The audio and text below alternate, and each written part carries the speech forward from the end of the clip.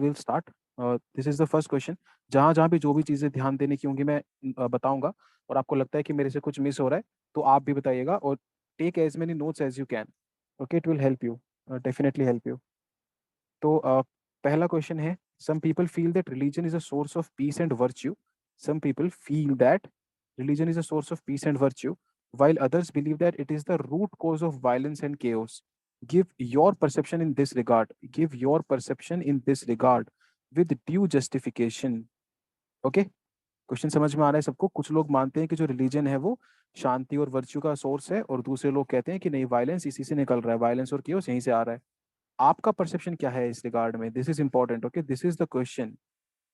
ये स्टेटमेंट है बस, असली क्वेश्चन यही है कि आपका अपना परसेप्शन क्या है इस रिगार्ड में, और उस परसेप्शन को आपको जस्टिफाई करना है, जस्टिफाई करके समझाना है। तो ये क्वेश्चन की बेसिक डिमांड्स है। आई गेस ये क्लियर हो गया होगा। Let's look at how she has introduce the question. एक बेसिक बात आपको समझ में आ रही होगी यहाँ पे कि क्वेश्चन के दो हिस्से हैं। एक कि रिलीजन पीस और वर्च्यू देता है, दूसरा कि वो वायलेंस और क्यूज देता है। ठीक है, अब ऐसे क्वेश्चंस में हम जनरली दो तरीके से बोलते हैं इंट्रोडक्शन करने के लिए। एक तो ये है कि आप कोई भी एक साइड पकड़ो और उसको दिखा दो, जनरली पॉजिटिव साइड पकड़ी जाती है, तो पीस एंड वर्च्यू वाली साइड पकड़ो, उसको दिखा दो। और दूसरा तरीका ये होता है ऐसे क्वेश्चंस को इंट्रोड्यूस करने का कि जो ये डबल डाइकोटमी है, आप इसको एड्रेस करो इंट्रोडक्शन में ही, कि हाँ ऐसे डाइकोटमी चल रही है, और उसके बाद आप अपना परसेप्शन दिखा सकते हो। तो देखते हैं उन्होंने कौन सा यूज किया है।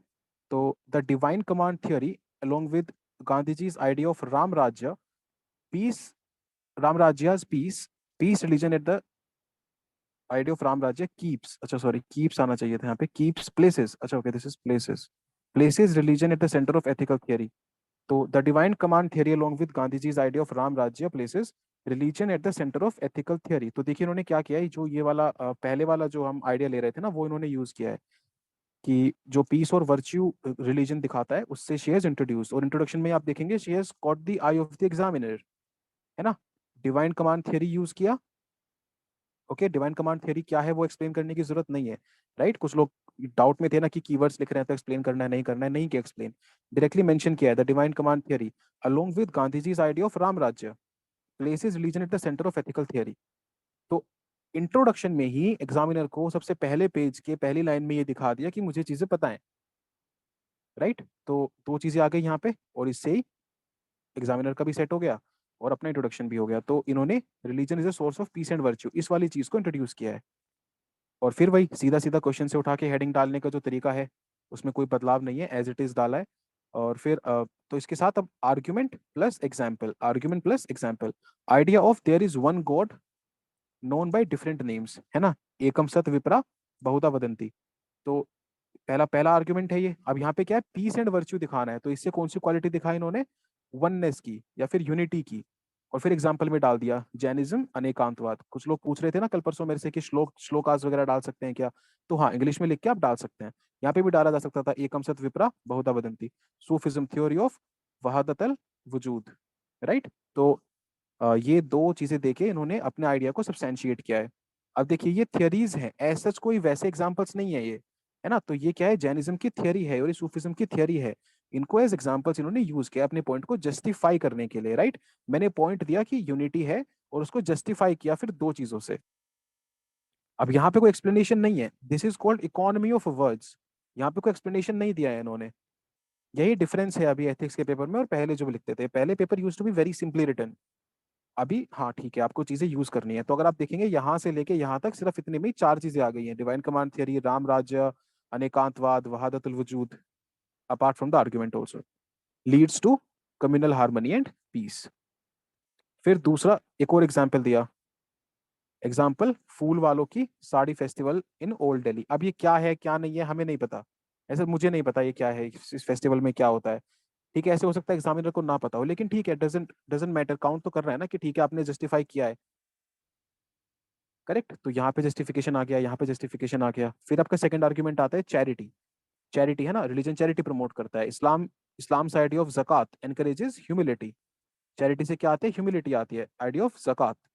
Example again langars by gurudwaras, है ना, O2 लंगर्स जो लगाए गए थे, ऑक्सीजन लंगर्स, करेक्ट। तो ये आपका करंट से एग्जाम्पल आ गया। अभी आप देख रहे हैं एग्जाम्पल में भी डाइवर्सिफिकेशन देख रहे हैं, रिलीजन से एग्जाम्पल, है ना, फिर ये किसी सेक्युलर फेस्टिवल से एग्जाम्पल, और अब कोविड से करंट से एग्जाम्पल। ठीक है, तीसरा आर्ग्यूमेंट आया community organisation versus individual living. तो यहाँ पे कोई एग्जाम्पल या फिर इसका कोई एक्सप्लेनेशन नहीं है, तो आपको भी अपने दिमाग से ये चीज हटानी है कि आप कोई भी पॉइंट दे रहे हो तो उसको 3-3 4-4 लाइन में एक्सप्लेन करो, नहीं। आपके पास 2 ही पेजेस हैं, पेजेस की शॉर्टेज है, आपको बहुत सारी बातें बतानी है, उसमें 2 साइड्स दिखानी है, इंट्रोडक्शन दिखाना है, कंक्लूजन दिखाना है, तो आपको बहुत ज्यादा एक्सप्लेन करने का आपके पास है नहीं, स्पेस है नहीं। तो सीधा ठीक है, community organisation versus individual living. Okay. हाँ। अरे यार बड़ी दिक्कत है इसको चलाने तो। Okay, cause of violence and blood shed. तो ये क्या है, ये अब सेकंड वाला पार्ट आ गया।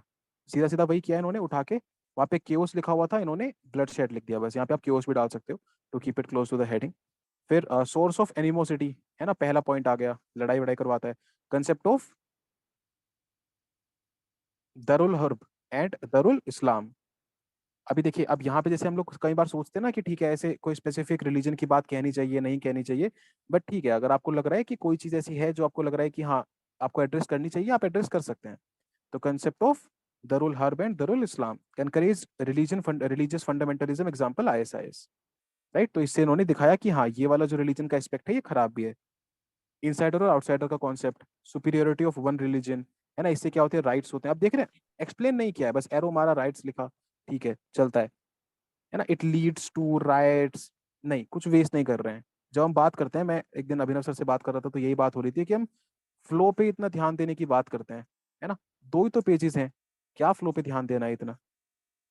एग्जाम्पल मुजफ्फरपुर नगर वायलेंस, मुजफ्फरपुर नगर की वायलेंस, तो ये भी आपका क्या आ गया, करंट से लगभग लगभग कंटेम्प्रेरी कह लीजिए, करंट नहीं तो। फिर conflict over material resources, example land land issue में क्या, बाबरी मस्जिद का डिस्प्यूट। ओके, तो ऐसे करके ये 3 आर्ग्यूमेंट्स हमने दिखाया कि किस तरीके से ये वायलेंस, ब्लड शेड, कियोस इसको दिखाता है। राइट, और लास्ट में कंक्लूड करते टाइम हम एक एक सॉलिड कंक्लूजन देंगे, अपना दिखाएंगे कि ठीक है हमारा परसेप्शन आखिर में क्या कहता है। But religion is essentially a carrier of peace, it is how it is utilized या implemented which determines the outcome. Gandhi ji thus argued for a religion with sacrifice and respect for opposing views.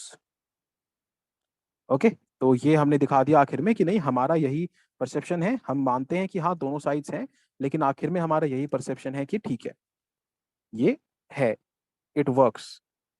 अगर religion religion को आप sacrifice से और tolerance के साथ लेके चलते हैं तो ये definitely works in the favour, works for promoting peace. Okay, तो अगर इस आंसर को ओवरऑल समराइज किया जाए तो इसमें कीवर्ड्स अगर आप देखेंगे तो 1 2 3 4 5, इसको मतलब ये तो कीवर्ड में काउंट कर लीजिए, एग्जाम्पल में काउंट कर लीजिए, कहीं भी कर लीजिए, बट आई होप आप समझ रहे हैं मैं क्या समझाना चाह रहा हूँ। फिर वही अगेन, है ना, और एग्जाम्पल्स काउंट करेंगे तो एटलीस्ट 1 2 3 4 5 6 7, 6 7 एग्जाम्पल्स हैं, आर्ग्यूमेंट्स है 6 7 ही, इंट्रोडक्शन भी है, कंक्लूजन भी है ना, तो फिर सही है कि 10 में से आपको मिल ही जाएंगे, मतलब ऐसे 5 6 नंबर तो यही है ना। This is the key to getting, मतलब आज के टाइम पे मार्क्स मिलने का की यही है, कहीं भी क्वेश्चन को नहीं छोड़ा, क्वेश्चन ने जो जो चीजें पूछी थी वही दी है, उससे ज्यादा कुछ ज्यादा ऐसे बताया नहीं है, और जितना भी अपनी नॉलेज थी उसको इम्प्लीमेंट किया है यहाँ पे। Started with Gandhi ji's Ram Rajya, ended with Gandhi ji's religion with sacrifice. Correct. Okay, fear is a powerful primitive, किसी को कुछ भी ऐड करने तो आप कर सकते हैं कभी भी। Okay, fear is a powerful, primitive, undesirable emotion, but like all other emotions, it has its utility. है ना, देखिए अगेन, है ना, वही डाइकोटमी वाली बात की, एक पावरफुल, प्रिमिटिव, अनडिजायरेबल इमोशन है, लेकिन बाकी इमोशंस की तरह इसकी भी यूटिलिटी है। Explain with examples from your life, how can fear be managed and controlled. अरे यार, how can fear be managed and controlled, अपनी लाइफ से एग्जांपल देते हुए बताइए कि फियर को किस तरीके से मैनेज और कंट्रोल किया जा सकता है। करेक्ट, वही डायकोट में दिख रही है फिर से, हाँ फियर एक अननेसेसरी चीज है लेकिन उसके कुछ फायदे भी हैं, अपनी लाइफ से एग्जांपल देते हुए समझाइए कि आप फियर को कैसे मैनेज कर सकते हैं, कैसे उसको कंट्रोल कर सकते हैं। ओके लेट्स सी, ये देखिए, अब ये है second way of introducing your answers in ethics. One is not wise who fears for his life, Socrates की एक कोट से इन्होंने स्टार्ट किया है। ओके, ये वही कोट है जो जब हेमलॉक पीना था तब बोला गया था, जब तब बोली थी सोक्रेटिस ने। तो this is the quote by which he has started. This is the second way of introducing your answers in ethics.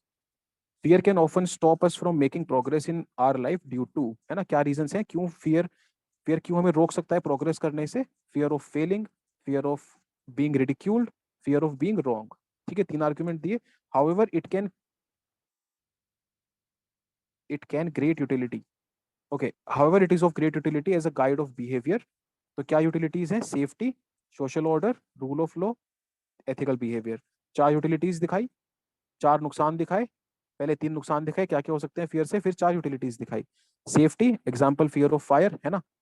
ये देखिए अभी समझने वाली बात है ना, जैसे बोल रहे हैं कि फ्रॉम योर लाइफ, तो दिख रहा है कि हाँ चलो ठीक है, फियर ऑफ फायर अपने इंसान को अपनी जिंदगी में होता ही है, कोई जाके आग में थोड़ी कूदना चाहेगा। Social order, fear of being ostracized, ostracized ही बोलते हैं ना इसको, नॉट ड्रिंकिंग एल्कोहल, है ना, कि ठीक है एल्कोहल पियेंगे तो समाज से बहिष्कार हो सकता है। Rule of law example fear of law, not injuring due to fear of punishment. And ethical behaviour example fear of guilt before stealing. तो ये हर एग्जांपल के साथ समझाया कि ठीक है फियर की यूटिलिटी क्या है। तो दोनों एस्पेक्ट्स एड्रेस हो गए, फियर का, फियर एक नेगेटिव इमोशन क्यों माना जाता है वो भी, और फियर की यूटिलिटी क्या है वो भी। अब देखिए, अब ये वाला पार्ट है ना, जो ये स्टेटमेंट है, इस स्टेटमेंट को एड्रेस करने के बाद now she has come to the real question. Explain with examples from your life how can fear be managed and controlled. Okay, तो in my life and then fear management, right. कुछ लोग इसमें ऐसे करते हैं कि फियर मैनेजमेंट और fear control को अलग अलग करते हैं, but controlling something is part of managing itself ना। तो यहाँ पे इसलिए अलग अलग नहीं किया इन्होंने, सिर्फ फियर मैनेजमेंट किया है। आप इसको हेडिंग को पूरा कर सकते हैं, फियर मैनेजमेंट एंड कंट्रोल, ऐसे करके आप इस पूरी हेडिंग को बना सकते हैं। ओके, तो अपनी लाइफ से एग्जाम्पल देने देने हैं, इसलिए अलग से हेडिंग बनाई गई है। Fear is negative, fear is positive, दोनों जगह दिखा दिया। I did not pursue my dream of becoming a writer और actor due to fear of failure which I later regretted. Correct. एक सिंपल सा example, fear is positive, fear of my mother scolding prevented me from stealing money from her purse to buy a movie ticket. ठीक है, simple life से example, कोई इसमें कुछ complicated नहीं है, ऐसा बहुत ही simple. And fear management and control आप कैसे करते हैं? तो dealing with your feeling, use of emotional intelligence, ये देखिए पहला पॉइंट आया। कैसे आप करते हैं? You use EI to deal with fear. और phase wise, step by step rational process to step out of comfort zone. Phase wise है ना, step by step process, rational process, rationality को यूज करके स्टेप बाय स्टेप, स्टेप्स मतलब step by step आप उस process से बाहर आते हैं। I could have started by publishing a poem in local magazine, है ना, यहाँ से लिंक किया है। She has linked this particular example here. A resolute mind, courage of conviction is necessary for breaking shackles of fear and reaching full potential. Last में भी conclude करते time, ठीक है, दिस यहाँ पे मतलब आंसर का स्ट्रक्चर थोड़ा बेटर कर सकते हैं, बट ठीक है। द पॉइंट इज कि हमें यहाँ से क्या कैरी फॉरवर्ड करनी है, जो जो चीजें हमें कैरी फॉरवर्ड करनी है वो देख लेते हैं। तो पहला तो ये इंट्रोडक्शन का एक नया तरीका, which is introducing by a quotation. दूसरा, फियर से क्या क्या दिक्कतें हो सकती हैं, ये बताया इन्होंने, क्योंकि पहली लाइन में दिया हुआ था fear is a form powerful primitive undesirable emotion. फिर सेकंड पार्ट ऑफ क्वेश्चन, जो मतलब statement, it is it's utility. तो यूटिलिटी को एड्रेस किया गया along with a lot of examples, एक दो तीन चार, है ना। अभी देखिए आप यहाँ पे कहीं भी देखेंगे ना, तो एग्जाम्पल्स जैसे हम बात करते हैं ना, बहुत लंबे नहीं है। प्लीज अंडरस्टैंड दिस थिंग, आप कहीं भी देखेंगे तो बहुत छोटे छोटे एग्जाम्पल्स हैं, आप वर्ड्स पे काउंट कर सकते हो, इतने छोटे एग्जाम्पल्स हैं। इंस्टेड ऑफ राइटिंग, है ना, रवि के पास ये आए, उन्होंने, उनके पास राशन कार्ड नहीं था, फिर रवि ने राशन कार्ड दिलाने में मदद करी। Instead of doing this, try and do this. आप कितना सारा स्पेस बचा पाएंगे, कितनी यूटिलिटी है स्पेस की। करेक्ट। और फिर क्योंकि इन इन योर लाइफ पूछा था, तो स्पेसिफिकली इन माई लाइफ थी कि दोनों बातें दिखाई है, नेगेटिव कहाँ है और पॉजिटिव कहाँ है। ओके, और क्योंकि देखिए अभी द पॉइंट इज कि explain with examples from your life how fear can be manage in control. ये दो अलग अलग चीजें थी, explain with examples from your life, है ना, तो ये इस चीज को एक्सप्लेन करना था with examples from your life. अभी देखिए यही है ना पूरा क्वेश्चन अंडरस्टैंडिंग, जैसे मैं यहाँ पे थोड़ा गलत इसको देख रहा था, अगर आप इसको देखोगे यही है पूरा का पूरा क्वेश्चन अंडरस्टैंडिंग। देखिए यहाँ पे इतने से पूरा डिफरेंस क्रिएट हो रहा है। सपोज करिए आप, ये ऐसे होता है explain with examples from your life, और ये फुल स्टॉप नहीं होता है ना, ये लाइफ होती है ऐसे, how can fear be manage and controlled. तो यहाँ पे इस चीज का एग्जांपल दिया जाता, कि मैनेज और कंट्रोल करने के लिए, फियर को मैनेज और कंट्रोल करने के लिए अपनी लाइफ से एग्जांपल देके बताइए कि कैसे फियर को मैनेज और कंट्रोल किया जाता है। अब क्योंकि यहाँ पे ऐसे नहीं है ना, यहाँ पे क्या है, एक लाइन दी गई है, उसके बाद एक लाइन आई है, explain with examples from your life. तो इसका मतलब क्या है कि इस लाइन को आपको अपनी लाइफ से एग्जांपल्स देके एक्सप्लेन करना है। यहीं पे डिफरेंस आ जाता है ना, यहीं पे हो जाता है कि ठीक है, अगर हमने गलती से सेकंड जो मैं पहले बता रहा था वो कर दिया, हमें पता भी नहीं चलेगा, हमारे मार्क्स कट जाएंगे। And the second part, can fear be managed and controlled. तो these are two different parts. पहले ये वाला जो part explain with example, it goes with this statement, and then we come to this particular statement, how can fear be managed and controlled.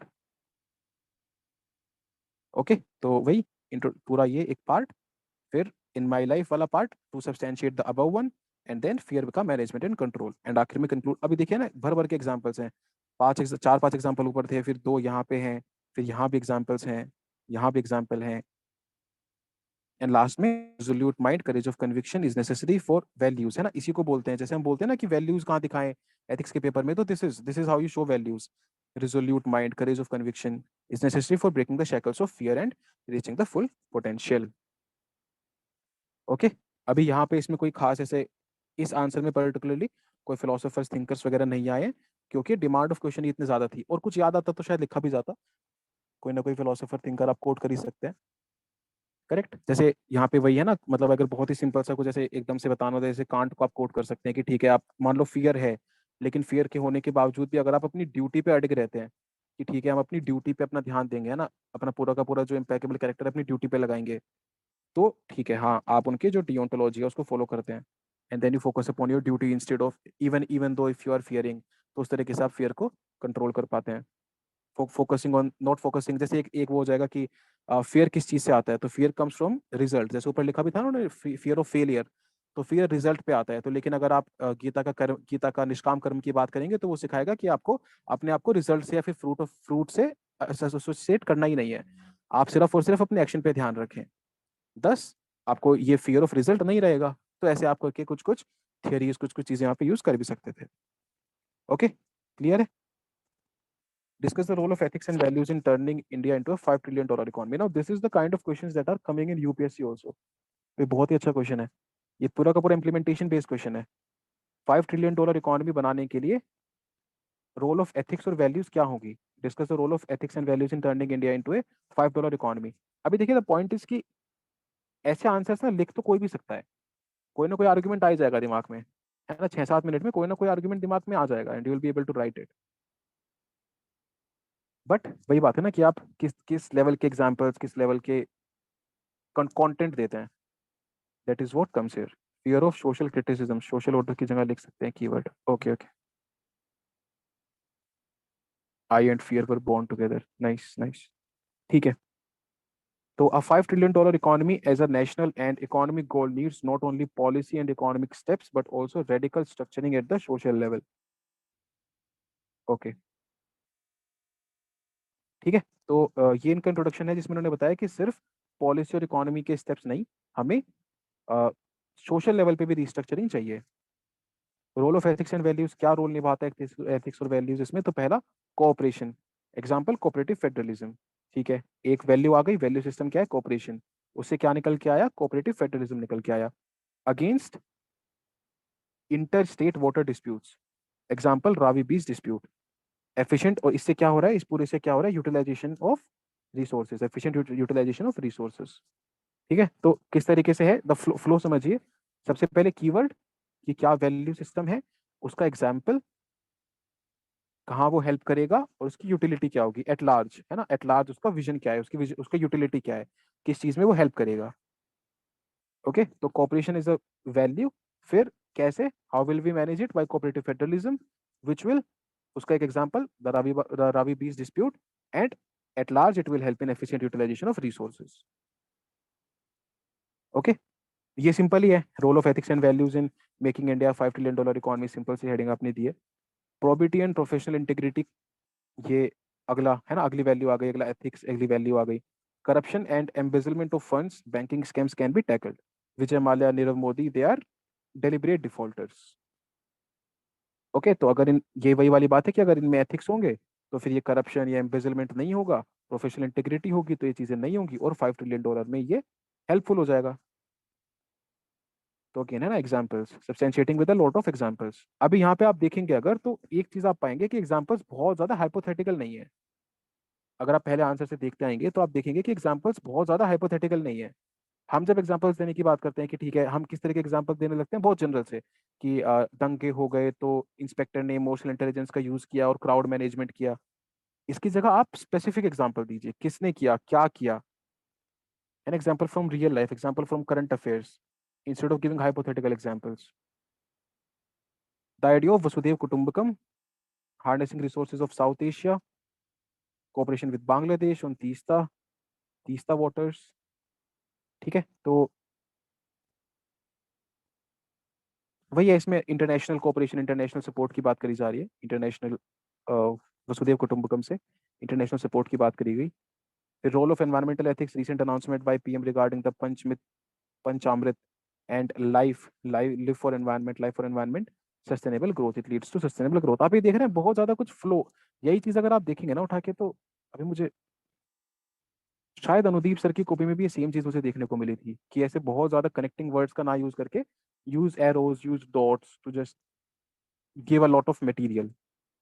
Gandhi ji's idea of Antyodaya, caring for the weakest of the weak, मनरेगा welfare program, reaping of demographic dividend, more economic growth.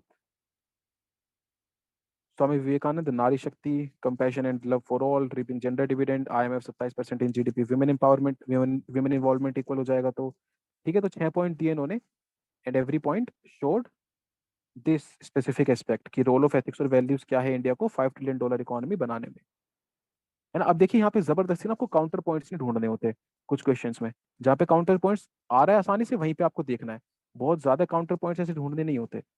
Simple, यहाँ पे simple रखना है। Okay, तो यही है cooperation, professional integrity, Vasudhaiva Kutumbakam, environmental ethics, Antyodaya, and आखिर में Nari Shakti, compassion and love for all. तो ये सारी चीजें उठा के आप रख ही सकते हैं डायरेक्टली। अब यहाँ पे देखोगे तो आप चार पांच चीजें, पांच छह चीजें हर आंसर से आपको मिलती जा रही हैं। है ना। 2 कॉपीज 40, हर एक आंसर से तीन चार चीजें भी मिली तो भी 100 150 चीजें तो 2 कॉपी से निकल आएंगी यूज करने वाली। उठा के निकाल के रखते रहिए साइड में, अपने आंसर्स में यूज करिए। ओके, वन में also quote example of Nordic countries corruption perception index is good, showing ethical standards and eco condition mapping। खैर जो भी है। ओके, तो ये है लास्ट में, how do she conclude, thus ethical ideas of cooperation, courage, kindness and excellence along with economic policies can lead to fulfilling of सबका साथ सबका विकास सबका विश्वास। है ना। quoting a lot of things even if they are not directly related, but integrating them is the key। आपको अगर ये चीज समझ में आ रही है कि ठीक है, वो उसका उतना ज्यादा रेलेवेंस भी अगर नहीं है, सबका साथ सबका विकास सबका विश्वास is directly not related to $5 trillion economy, it is more और less related to inclusiveness and trust building. Right, but इसको इंटीग्रेट किस तरीके से किया आंसर में, वो आपको समझना है। Ethical ideas of cooperation, courage, kindness, excellence along with economic policies. है ना। एथिकल आइडियाज की तो बात कर ही रहे हैं, लेकिन साथ साथ में हम जब इकोनॉमिक पॉलिसीज को भी ठीक से लगाएंगे, it can lead to fulfilling of सबका साथ सबका विकास सबका विश्वास। यहाँ पे इस तरीके से दे सकते थे हालांकि, fulfilling of the $5 trillion economy goal, क्योंकि एक्चुअली में तो क्वेश्चन वही पूछ रहा था। बट ठीक है, करेक्ट। ये आई होप आपको समझ में आया हो। यहाँ से आर्ग्यूमेंट्स की क्वालिटी देखिएगा यहाँ पे, है ना। इस पर्टिकुलर आंसर में look at the quality of arguments. नहीं तो मतलब जनरली जब हम आर्ग्यूमेंट्स देते हैं तो वो बहुत ही जेनेरिक फ्लैट पड़ जाते हैं। लेकिन अगर आप यहाँ पे देखोगे, अगर इस वाले आंसर से स्पेसिफिकली कुछ उठाना है तो आर्ग्यूमेंट्स की क्वालिटी उठाओ। कि ठीक है, कॉपरेशन की बात करी गई, करप्शन एम्बेजलमेंट की बात करी गई, इंटरनेशनल रिलेशंस को सामने लेके आए, एनवायरनमेंट से कैसे हम सस्टेनेबल ग्रोथ कर सकते हैं ना। $5 trillion economy does not only mean that you grow at a fast pace, it also means that you grow sustainably, and she has addressed this particular point। है ना। बहुत लोग पूछते हैं ना कि how do you make your answer look ethical, this is how you do it. तो ये एक डिफरेंट डायमेंशन आ गया, एनवायरमेंट की बात करी आपने इसी में। And then you are not living the last person in line. है ना। ये नहीं कि आप अपनी $5 ट्रिलियन चढ़ाने चल रहे तो बाकी उन लोगों को भूल गए जो ऐसे, इसीलिए है ना, इसीलिए she was talking about radical restructuring at the social level, and that is why she has picked up the examples of Antyodaya also. और लास्ट में फिर आपका conclusion. Okay, highlighting the three components of attitude, explain what should be the attitude of a civil servant while dealing with the issues related to integrity and probity in public life. Three component of attitude तो सभी को पता है ना, कई बार पढ़ चुके हैं, the ABC model. Explain what should be the attitude of a civil servant. What should be the attitude of a civil servant while dealing with issues related to integrity and probity in public life। काय के issues, integrity और probity के public issues, और उसके time पे what है ना, what should be the attitude, है ना, क्या होनी चाहिए। हम्म, ठीक है। तो she started with the definition of attitude. Attitude refers to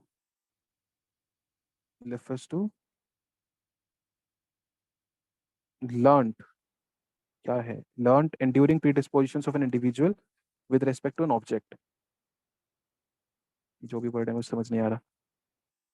enduring predispositions of an individual with respect to an object. Okay, and वही जो तीन तीन कंपोनेंट्स हैं एटीट्यूड के, अफेक्टिव, बिहेवियरल और कॉग्निटिव। तो affective based on emotions, behavioural the action tendency based on actions, and cognitive is based on facts and belief. ये तीनों कंपोनेंट्स मिलकर आपका एटीट्यूड बनाते हैं। अब यहीं पे खत्म किया है ना, क्योंकि देखिए the word was highlighting, it was not explaining, है ना, यही है। It was not explaining, it was highlighting. तो आपको बस हाईलाइट करना है। You just have to highlight the three components of attitude and not explain them in detail. तो जितना क्वेश्चन ने पूछा उतना ही बताया, हाईलाइट किया और आगे बढ़े। Okay, what should be the attitude of a civil servant, directly उसी पे आए, किस तरीके का एटीट्यूड होना चाहिए, कि क्या टैकल करते टाइम, इंटीग्रिटी और प्रोबिलिटी टैकल करते टाइम। ये शायद विद रिस्पेक्ट टू लिखा होगा, अगेन नो आइडिया। ओके, तो कैसा होना चाहिए, पहला selfless attitude with service orientation for the poor. Example, Lakshmi Krishna IAS हैं, मिशन संपूर्ण चलाया मॉल न्यूट्रिशन के लिए, और कहाँ पे, बोंगाई गांव आसाम में। ओके, सिंपल है। लक्ष्मी कृष्णा आईएएस हैं जिन्होंने मिशन संपूर्ण चलाया मॉल न्यूट्रिशन के लिए बोंगाई गांव आसाम में। ओके, क्लियर, पहला पॉइंट। दूसरा, अटमोस्ट ड्यूटी टू सर्विस, निष्काम कर्म, है ना, अटमोस्ट ड्यूटी, ड्यूटी पे टिके रहना, do not get affected by adverse circumstances. दिया कोई एग्जांपल, हाँ, Sanjukta Parashar, Sanjukta Parashar IPS, dealing with Bodo militancy. Correct, बहुत ज्यादा एक्सप्लेनेशन नहीं, नाम, पोस्ट, क्या किया इन्होंने, and this is done, this is more than enough. Okay, तो पहला सेल्फलेस एटीट्यूड, दूसरा अटमोस्ट ड्यूटी टू सर्विस, तीसरा no desire for pecuniary benefits, यहाँ पे कोई एग्जांपल नहीं है such. Fourth, commitment to constitutional ideals, professional integrity, example against bureaucracy, business, police collusion, the Vikas Dubey case UP. ये देखिए हाईलाइट किया है ना, बहुत लोग बोलते हैं पॉलिटिकल मुद्दों को नहीं हाईलाइट करो, बट ठीक है, अगर कोई चीज है तो है, अभी सबको पता है कि दिस इज नॉट राइट, है ना। यहाँ पे आपको even the supreme court says this, कि आप ऐसे मॉब वो वाला जस्टिस नहीं दे सकते, इंस्टेंट जस्टिस आप नहीं दे सकते। तो बिल्कुल सही दिया है कि ठीक है, जो ब्यूरोक्रेसी, बिजनेस, पुलिस का कॉल्यूजन है वो नहीं होना चाहिए। Commitment to constitutional ideals, ethics के पेपर में नहीं दोगे तो कहाँ दोगे फिर। Courageous attitude towards problems leads to innovation, अगर आप थोड़ा करेज दिखाते हैं तो आप प्रॉब्लम्स का इनोवेटिव सॉल्यूशन ढूंढ के लेके आ सकते हैं। एग्जाम्पल, द तंबोली, कितने एग्जाम्पल्स याद करके गए थे यार पेपर में ये। ओके, तंबोली अय्याज, देख लेना यार एक बार क्या लिखा है ये। Hospital for Adivasis in Maoist areas. सचा, never say die attitude along with kindness, never say die attitude along with kindness and problem solving approach can remove ivory tower bureaucracy. Okay, can remove the ivory tower bureaucracy and bring in era of ethical people oriented governance। ये कहाँ से उठाए, Jawaharlal Nehru. and bring in the era of ethical people oriented governance। Okay, कितने 5 points तो यहाँ भी आए हैं along with a lot of examples। Clear है, एटीट्यूड की डेफिनेशन दी, कंपोनेंट्स को हाईलाइट किया, सीधा सीधा पॉइंट पे आया कि कैसा क्या एटीट्यूड होना चाहिए, सेल्फलेस होना चाहिए उसका एग्जांपल दिया, अटमोस्ट ड्यूटी दिखानी चाहिए उसका एग्जांपल दिया, डिजायर डिजायर नहीं होना चाहिए दूसरे तरीके के बेनिफिट्स का, कमिटमेंट टू, यहाँ पे कोट कर सकते थे कुछ जैसे सेकंड ARC वगैरह को, कमिटमेंट टू कॉन्स्टिट्यूशनल आइडियल्स होने चाहिए उसका एग्जांपल दिया, और फिर करेजियस एटीट्यूड होना चाहिए, उसका एग्जाम्पल दिया, and each example is an example that is related to a specific incident, a real life example. It has nothing to do with hypothetical approaches. Each and every example has been integrated from real life. Correct? And देखिए, क्योंकि civil servants का पूछा तो she tried and give as many example civil servants की life से, है ना। एक यहाँ पे आईएएस को कोट किया, फिर एक और आईपीएस को कोट किया, फिर अगेन, है ना, यहाँ पे भी, इसमें भी अगेन पुलिस सर्विसेज इन्वॉल्व थे, फिर यहाँ पे एडमिनिस्ट्रेशन का एग्जाम्पल कोट किया। तो एवरीवेयर शी कुड, जहां तक भी कर सकते थे। Tamboli Ayyaz, okay okay, this was Tamboli Ayyaz, she is also an IAS officer ना। Right right right right right. ठीक है, तो यहाँ पे आप देख पा रहे हैं कि किस तरीके से क्वेश्चन ने पूछा सिविल सर्विसेज के बारे में, सिविल सर्वेंट्स के बारे में, तो she filled it with examples from lives of civil servants who have made a difference. Clear? Satyam sir, जी मतलब इसमें मुझे ना ऐसे दो डाउट्स हैं। पहला डाउट तो जी ये, जैसे इसमें लिखा हुआ है dealing with the issues related to integrity and probity in public life, जी। तो मतलब इस आंसर के अंदर ये कैसे इन्होंने डील किया है? कि मुझे ऐसे लगता है एक थोड़ा सा इश्यूज भी बता देने चाहिए थे, इंटीग्रिटी एंड प्रोबिटी, फिर एटीट्यूड बताना चाहिए था। हाँ, ये वाला अप्रोच भी कर सकते हैं कि एक तरफ इशू लिखें कि ये एक इशू है, इंटीग्रिटी में ये एक इशू आ रहा है और उसको डील करने के लिए कैसा एटीट्यूड होना चाहिए। इस तरीके से भी कर सकते हैं, सही है, बिल्कुल सही है। और एक और फिर- चीज, जैसे क्वेश्चन के अंदर है highlighting the three components of attitude, जैसे वो फियर जी। वाले में आपने बताया था कि एग्जांपल्स ऑफ लाइफ, फिर फुल स्टॉप था। तो मतलब मुझे इसमें ऐसे लग रहा है कि जो एटीट्यूड ऑफ सिविल सर्वेंट्स है ना, उसके अंदर एटीट्यूड के जो तीन कंपोनेंट्स है उसको मर्ज करना चाहिए था, जो बट इन्होंने यहाँ पे एक। जी। यहाँ पे वो अलग से पूछा है ना, मैं इसलिए कह रहा था, highlighting the attitude, the three component, explain what should be the attitude. आप किस तरीके से बोल रहे हैं? मतलब मुझे ऐसे लग रहा है क्वेश्चन पढ़ के कि ये दोनों चीजें ना लिंक्ड हैं, कि उसको हाईलाइट करते हुए ये एक्सप्लेन करो कि एक सिविल सर्वेंट का एटीट्यूड कैसा होना चाहिए। ओके। ठीक है, उस तरीके से भी जा सकते हैं। हालांकि मुझे लगता है कि अगर थोड़ा भी कहीं ऐसे स्कोप है कि क्वेश्चन का एक अलग पार्ट आपको दिख रहा है, तो आपको वो एड्रेस करना चाहिए।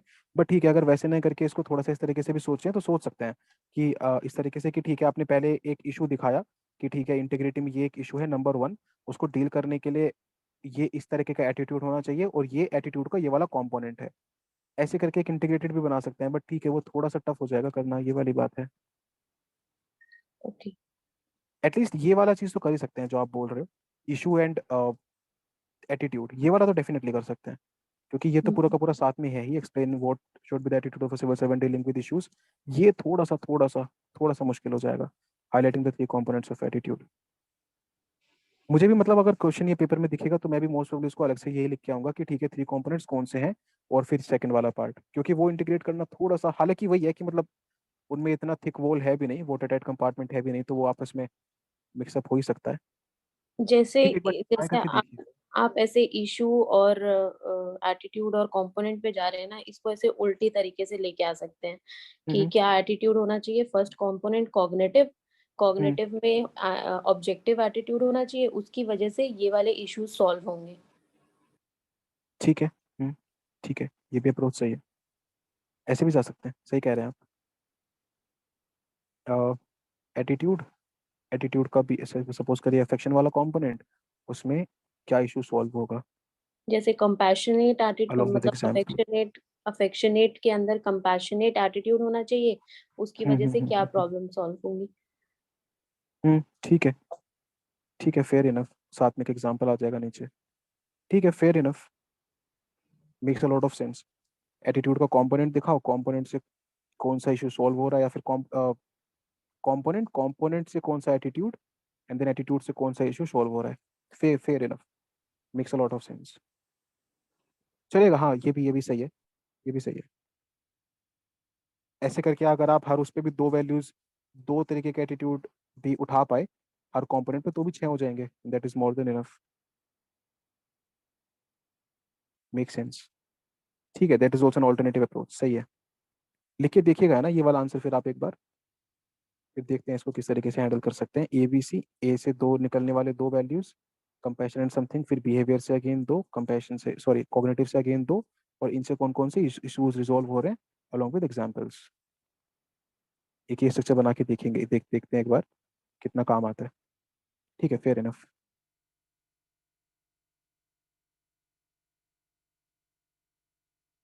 Okay, non-violence is the greatest force at the disposal of mankind. It is mightier than the mightiest weapon of destruction devised by the ingenuity of man. Mahatma Gandhi. Does this view still hold true in contemporary world? Nice. अभी देखिए court based questions की जो मतलब issue है ना, उसको देखते हैं फिर कैसे टैकल करना है। Non violence is the greatest force at the disposal of mankind. It is mightier than the mightiest weapon of destruction devised by the ingenuity of man, said by Mahatma Gandhi. Does this view still hold true in contemporary world? Okay, तो code based questions को लेके तो बहुत ही ज्यादा एक वो है किस तरीके से एड्रेस करना है, लेटेस्ट इन्होंने कैसे किया है। Non violence is not a weapon of the weak, it requires great character and courage of strength, Gandhi ji. Hind Swaraj से उठाई हुई लाइन है ये। ठीक है, तो वही जो हम देखते भी है ना कि एक एक आया एक कोर्ट आई तो उसको किसी दूसरी कोर्ट के सब्सटेंशिएशन से स्टार्ट करिए। हमने कई बार देखा ये वाला यूज करते टाइम, जैसे एक बार कोई अ, इस बार भी जैसे एक वो कोर्ट आई थी इंटरडिपेंडेंस वाली, तो उसमें भी बहुत लोगों ने स्टार्ट किया था कि Aristotle said that man is a social animal, है ना। फिर एक वो सोक्रेटिस की हाँ सोक्रेटिस की कोट आई थी नो दाई सेल्फ, तो उसमें मतलब ऐसे कुछ करके, तो उसमें बुद्ध की जो वो है आत्म दीपो भवा, उसके उसकी उस कोट से स्टार्ट किया जाता है। तो दिस इज मतलब classic example of explaining a quotation with another quotation.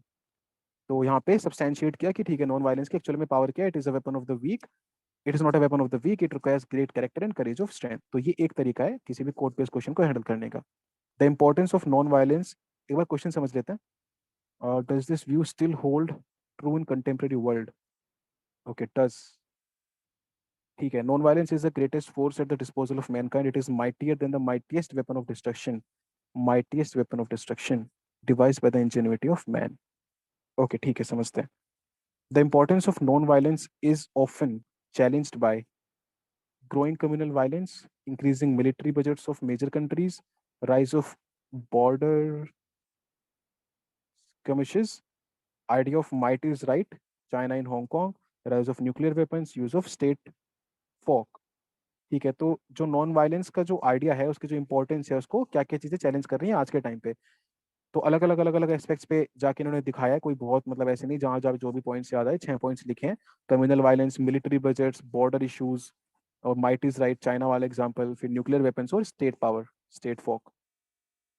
Okay, however it remains relevant as ever, यानी कि आज भी उतना ही रेलेवेंट है ना। Coming to the main main demand, जो यहाँ पे डिमांड थी कि हाँ ठीक है कम हो रहा है ना, चैलेंज हो रहा है। सी वही ना, जब मैं इसको हाईलाइट कर रहा था तो इसलिए कर रहा था, जो ये डज दिया है ये इसलिए दिया गया है ताकि आप वो दोनों तरह की बात एक बार बता सकें। करेक्ट, तो डज है ना, ये इसलिए दिया गया है यहाँ पे। Does this view still hold true in contemporary world, discuss. तो ये डज में उन्होंने पहले दिखा दिया कि क्या क्या चीजें ऐसी हैं जो नॉन वायलेंस की इंपॉर्टेंस को चैलेंज कर रही हैं, and now she will show but it is still relevant in the contemporary world.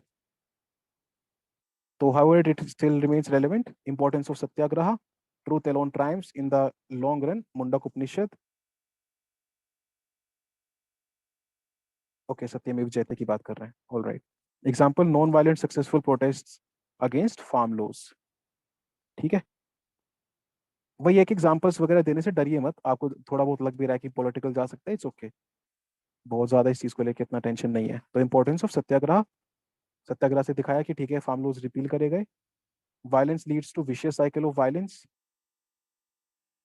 ओजोमो asymmetric conflict. ठीक है, violence leads to vicious cycle of violence. Ethiopia में जो कॉन्फ्लिक्ट चल रहा था, इथियोपियन कॉन्फ्लिक्ट की बात करी गई है, तो वही कि रेलेवेंट इसलिए क्योंकि अगर वायलेंस में चलेंगे तो उस विशेष साइकिल में फंस के रह जाएंगे, तो अगर इसको तोड़ना है तो नॉन वायलेंस का सहारा लो.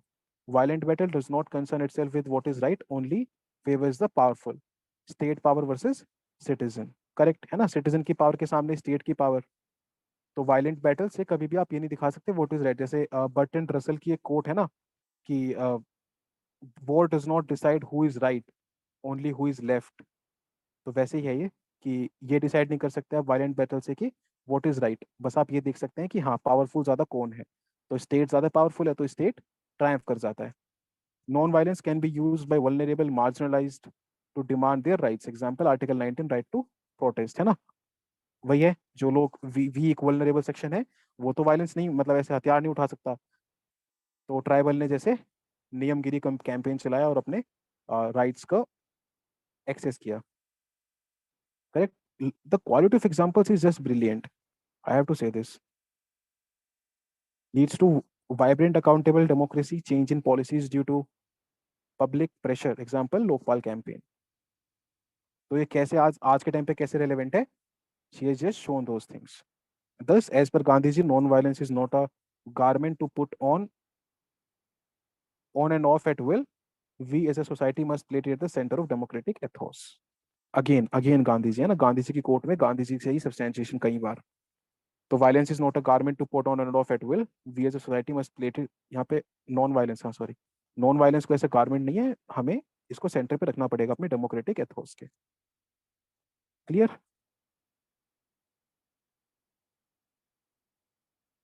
This is how. इसमें थोड़ी सी स्ट्रक्चरिंग और हो सकती है, जब भी आप बात कर रहे हैं कि ठीक है कंटेम्प्रेरी वर्ल्ड में ये कैसे आज भी रेलेवेंट है, तो you can break break the contemporary world into various parts, है ना, इंटरनेशनल लेवल पे नेशनल इश्यूज को सॉल्व करने के लिए, सोसाइटल इश्यूज को सॉल्व करने के लिए, फैमिली के इश्यूज को सॉल्व करने के लिए, ऐसे करके आप इसकी स्ट्रक्चरिंग थोड़ी सी कर सकते हैं, then you can give points inside, तो आप थोड़ा कॉम्प्रिहेंसिव व्यू ले लेंगे कंटेम्प्रेरी वर्ल्ड का। तो जब आप इंटरनेशनल का दे रहे हैं तो ठीक है, कैसे कुछ चीजें हैं जो सिर्फ नॉन वायलेंस से ही सॉर्ट आउट हो सकती हैं, जैसे मान लीजिए एनवायरमेंट का इशू है, आप उसको बात कर ही नहीं सकते, you can not talk about it without talking about non violence. Correct. तो ऐसे कुछ चीजें भी आप इसमें दिखा सकते हैं, तो जैसे यहाँ पे ऐसे इश्यूज को टैकल करने के लिए आप कोई भी फोर्स यूज कर ही नहीं सकते, तो ऐसी जगह पे नॉन वायलेंस अपने आप में ग्रेटेस्ट फोर्स बन के उभरता है ना। फिर जैसे वल्नरेबल सेक्शन वाला एग्जांपल था, that was also very brilliant, क्योंकि वल्नरेबल सेक्शन जो है वो हथियार उठा के स्टेट के खिलाफ नहीं लड़ सकता। Citizens can never fight against the state until, अगर स्टेट ने सोचा कि कर्व करना है तो वो कर लेगा, वायलेंट मेथड से कर्व करने का सोचेगा तो वो कर लेगा, तो citizens have to use a non violent method only, तो again it emerges as the greatest force. Correct. तो वही वाली चीज है यहाँ पे जो आ रही है। थोड़ा सा इसकी स्ट्रक्चरिंग को वैसे कर सकते थे under various dimensions, but overall again a brilliant example substantiated with a lot of points. ठीक है। Differentiate between the following, organisational ethics and organisational culture. इस साल तो कोई भी क्वेश्चन नहीं आया था ऐसा यूपीएससी में, बट स्टिल कभी भी रिटर्न मार सकते हैं। ऑर्गेनाइजेशनल एथिक्स, ऑर्गेनाइजेशनल कल्चर, कितने मार्क्स का है, 5 का, एक पेज तक, 4 एग्जाम्पल्स भी हैं, दो दो तीन तीन चार, ओके। ऑर्गेनाइजेशन एथिक्स में है value system guiding the functioning of an organisation, the value system. Culture क्या है, day to day functioning of an organisation, example में एडमिनिस्ट्रेटिव सर्विस, सीलम परम भूषणम is the ethics of Indian administrative services and organization, and cooperative and open relations between employers and employees. This is what example of organizational culture.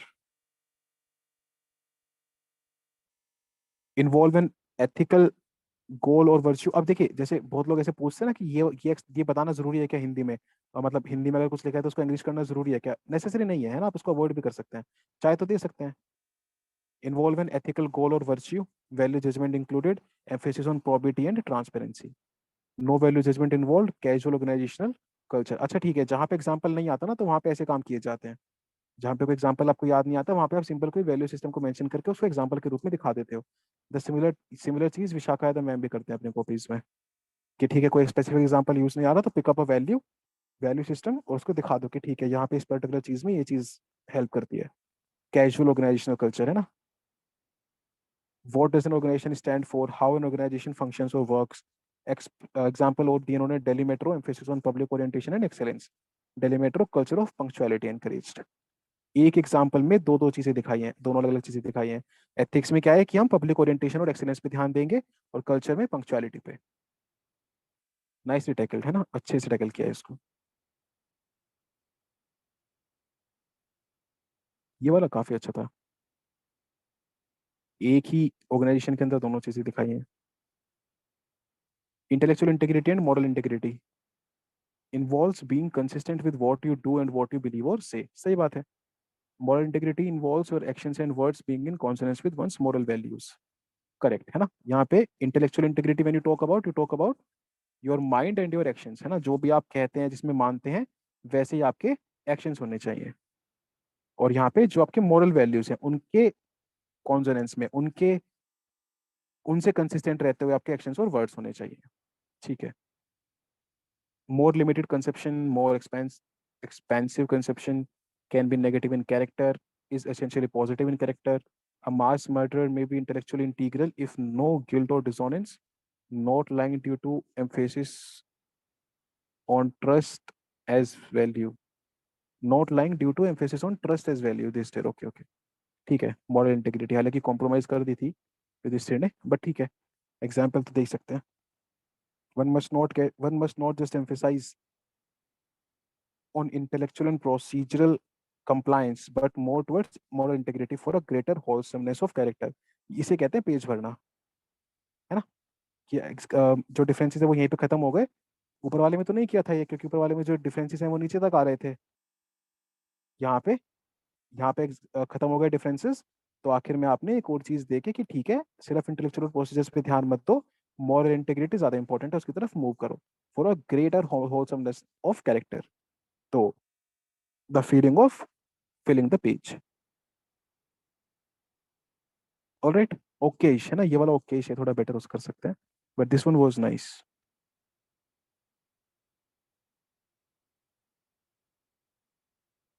Okay. Individual liberty is an ideal of democracy, yet किसी को कुछ भी add करना हो तो please, है ना, feel free to.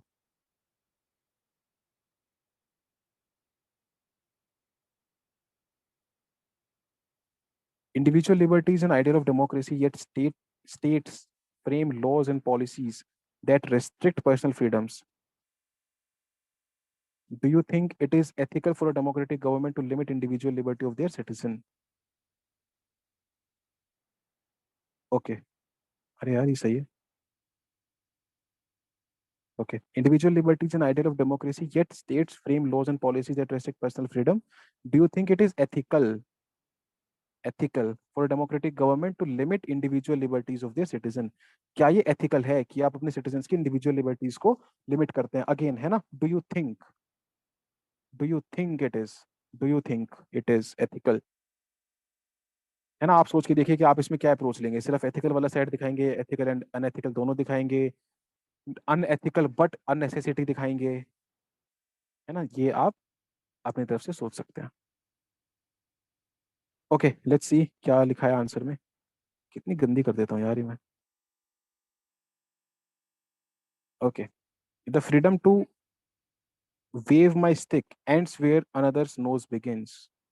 Nice, nice. Individual liberty is the sine qua non of a human right, of human rights in democratic societies. Yet provision of reasonable restriction in Article 19 of Constitution highlights the importance of Aristotle's golden mean in all aspects of life. Nicely, है ना. किस तरीके से आप किसी theory को integrate करते हैं वो यहाँ से आप देख सकते हैं कि ठीक है, हमने बोला इंडिविजुअल लिबर्टी जो है वो ह्यूमन राइट्स की और डेमोक्रेटिक सोसाइटी की साइन को अननोन है, लेकिन हम ये भी जानते हैं कि आर्टिकल 19 में रीजनेबल रेस्ट्रिक्शंस भी दिए गए हैं, और जो कि ये बताता है कि ठीक है, एक तरफ आपका इंडिविजुअल लिबर्टी है तो दूसरी तरफ रीजनेबल रेस्ट्रिक्शंस हैं, और इसी की वजह से आपको क्या चाहिए, एरिस्टोटल का गोल्डन मीन चाहिए हर एक एस्पेक्ट ऑफ लाइफ में. Clear. Need for limiting individual liberties. अब ये आ गया ना नीड, है ना. चाहे वो एथिकल है नहीं है, उसकी नीड है. But common good approach example ultimate aim of clean society, IPCC 1.5 degree Celsius goal can be met by curbing individual vehicular emissions BS6 norms. क्या बढ़िया इंटीग्रेट किया एनवायरनमेंट से, है ना. नाइस.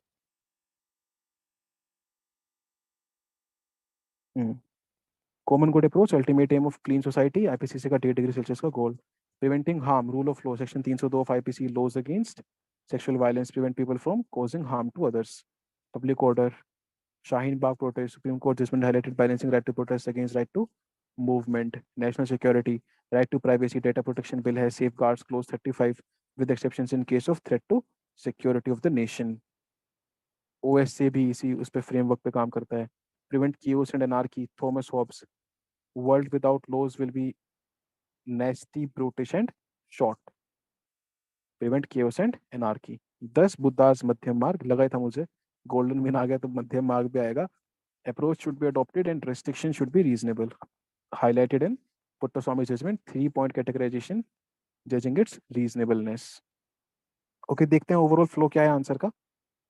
तो स्टार्ट किया इन्होंने एक कोटेशन से, जहाँ पे दिखाया कि किस तरीके से दोनों जो मैं बोल रहा हूँ ना कि एक तरीके का इंट्रोडक्शन क्या है कि आप सिर्फ एक साइड दिखाएं, एक क्या है कि आप डाइकोटमी दिखाएं, है ना, दोनों दोनों साइड्स दिखाएं। तो यहाँ पे वही इन्होंने यूज किया है कि ठीक है, इंडिविजुअल लिबर्टी है, लेकिन वो वहां खत्म हो जाती है जहाँ दूसरे की लिबर्टी शुरू हो जाती है। करेक्ट। फिर इसको वैसे ही दोबारा से इसको अब फर्दर सिंपल लैंग्वेज में एक्सप्लेन किया गया है कि ठीक है, हाँ इंडिविजुअल लिबर्टी है, साइन को नोन है ये डेमोक्रेटिक सोसाइटी का, ह्यूमन राइट्स का, लेकिन उसी आर्टिकल 19 जो इंडिविजुअल लिबर्टी को प्रमोट करता है, उसी में रीजनेबल रेस्ट्रिक्शंस भी दी गई हैं। इसीलिए हमारे सामने क्या जरूरी है कि हम गोल्डन मीन को फॉलो करें। Correct. Because the question specifically talked about democratic governments restricting the individual liberties, इसीलिए आर्टिकल 19 देना यहाँ पे काफी रेलेवेंट है। फिर ये पूरा का पूरा जो ध्यान है वो इस चीज पे है इनका कि इंडिविजुअल लिबर्टीज को लिमिट करने की नीड क्या है। ये यहाँ पे आके वो डिसाइड करना पड़ता है आपको। जैसे ये ना, do you think it is ethical for a democratic government to limit individual liberties of their citizens. तो इन्होंने ये इसको अ, किस आर्ग्यूमेंट पे रखा है, she has kept it on the argument of the golden mean. है ना, समझिए इस चीज को प्लीज आप, कि ये आंसर का इन्होंने जो फ्लो बनाया वो कैसे बनाया है कि एक बेस दिया है गोल्डन मीन का, उसके ऊपर अब अपना आंसर बिल्ड किया है। तो जैसे ही गोल्डन मीन आपने लिख दिया, इसका मतलब क्या है कि जितनी भी रेस्ट्रिक्शंस हैं आप उनको सही ठहरा रहे हैं। राइट, तो वो सही ठहराई आपने, लेकिन लास्ट में जाके आपको ये भी बताना पड़ेगा कि ठीक है, हमने सही तो ठहरा दी रेस्ट्रिक्शंस, लेकिन वो रेस्ट्रिक्शंस को लगाने का भी कुछ रीजनेबलनेस होनी चाहिए। इसीलिए कंक्लूजन में आपको ये वाली चीज देखने को मिली। So this is how she has build the answer. She has taken a specific stand, with the stand was the stand of golden mean. Then she went on कि ठीक है, गोल्डन मीन है, लेकिन उसके ऊपर कुछ कुछ रेस्ट्रिक्शंस, इसीलिए रेस्ट्रिक्शंस की नीड है। और सिर्फ आप रेस्ट्रिक्शंस ऐसे अंधाधुंध नहीं लगा सकते हैं, you need to look at the reasonableness of them. This approach has been followed. तो एक आर्ग्यूमेंट दिया गोल्डन मीन का, वहां से इमर्ज हुआ need for limiting individual liberties. उसमें तीन चार क्या नीड है, along with a lot of examples, again examples from real life and very practical examples. Okay, a lot of supreme court judgments, cases, etc, etc।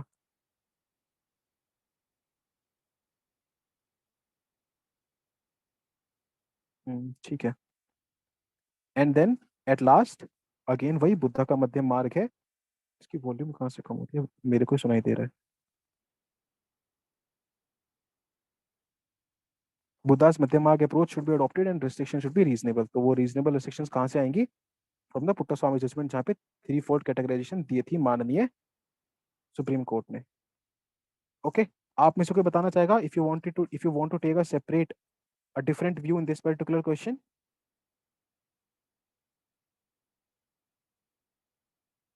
आप भी ऐसे ही लिखते हैं इसे, या कुछ डिफरेंट होता आपका अप्रोच।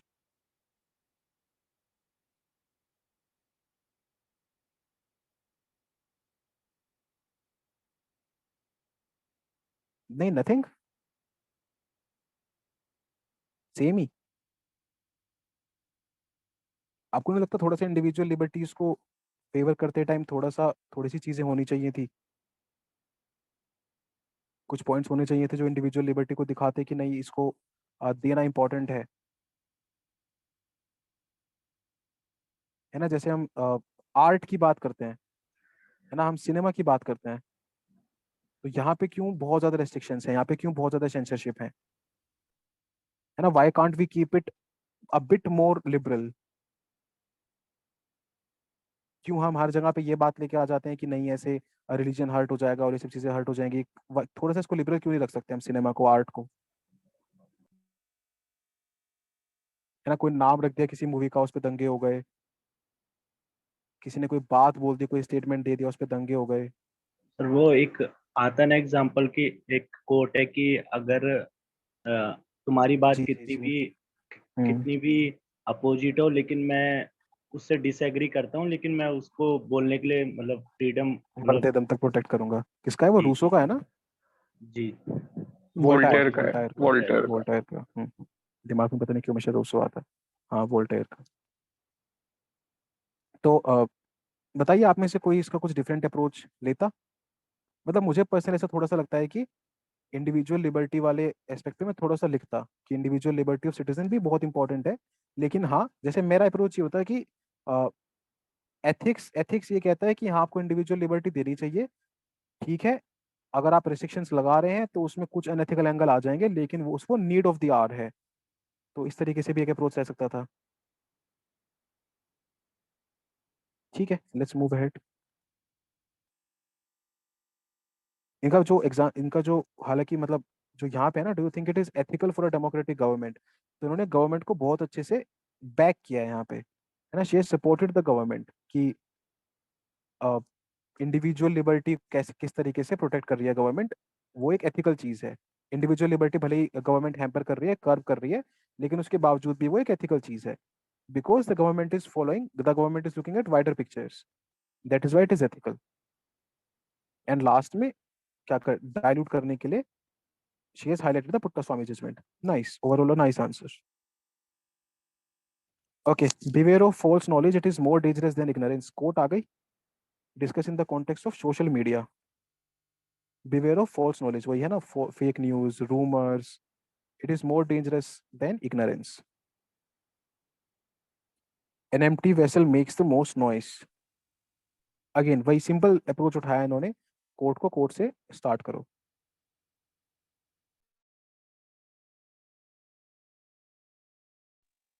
भाई जी एक डाउट है मेरा इसमें। हाँ हाँ तो पिछले वाले क्वेश्चन में जब इन्होंने मध्यम मार्ग लिया था, तो हाँ हाँ। ये पर इन्होंने वन साइड जो आप कह रहे थे बहुत ज्यादा दिखाई है। तो इसमें कब सेकंड साइड दिखाने के लिए ना कि वेयर आपका लिबर्टी शुड मतलब लॉ या डेमोक्रेटिक प्रिंसिपल्स के ऊपर जाना चाहिए।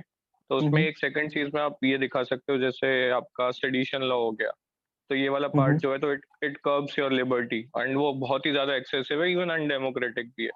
और ऐसे ही आप ओएसए को ला सकते हो अंदर बीच में। उसके ऊपर तो रिकमेंडेशंस भी है लॉ कमीशन के कि इसको चेंज बिल्कुल करके बिल्कुल आप एनएसए में डाल दो, तो फिर बोथ साइड बिल्कुल। बैलेंस हो जाती है, फिर मध्यम मार्ग आ जाता। हाँ बिल्कुल। थोड़ा सा दिखाया जा सकता था, इस तरीके से लिया जा सकता था कि हाँ, कुछ जगह पे ऐसा होता है कि जो डेमोक्रेटिक गवर्नमेंट है वो एक्सेसिव कर्व करती है। इस तरीके से कुछ आर्गुमेंट्स दिए जा सकते थे। तो उसमें सेडिशन लो, जैसे अभी सुप्रीम कोर्ट ने ही दिया था कि भाई थोड़े टाइम के लिए इसको सस्पेंडेड रखो जब तक कोई ऑर्डर नहीं आ जाता इस चीज पे, है ना। तो वो इसलिए ना क्योंकि वो अनडेमोक्रेटिक लग रहा है उनको। इसमें प्रिवेंटिव डिटेंशन भी आ जाता। बिल्कुल बिल्कुल। फिर सिनेमाटोग्राफी एक्ट जो आया था उसमें भी वही था। उसमें भी जो फिल्म मेकर्स थे उनका यही वो था कि आप ज्यादा कर्व कर रहे हैं। तो ऐसे करके थोड़ा सा एक एंगल ये दिखाया जा सकता था कि हाँ, डेमोक्रेटिक गवर्नमेंट्स थोड़ा सा कहीं कहीं जगह ऐसा होता है कि कुछ ज्यादा कर्व करती है। लेकिन ये एक एंगल आ गया, फिर लेकिन ये करना नीड ऑफ द आर भी है। फिर दूसरा एंगल और लास्ट में मध्यम मार्ग से पुट्टास्वामी जजमेंट एंड एवरीथिंग जो भी है। ऐसे करके भी एक फ्लो बन सकता था इस आंसर का। Okay. Beware of false knowledge, it is more dangerous than ignorance. Discuss in the context of social media. An empty vessel makes the most noise. The above age-old idiom highlights the lack of complete knowledge and its disastrous consequences without knowing the wisdom of knowing how, where, and when to utilize it. ठीक है, इसी चीज को बोला है।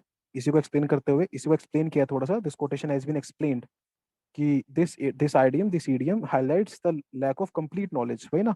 Beware of false knowledge and it's एक है ना, एक वो कोट है ना कि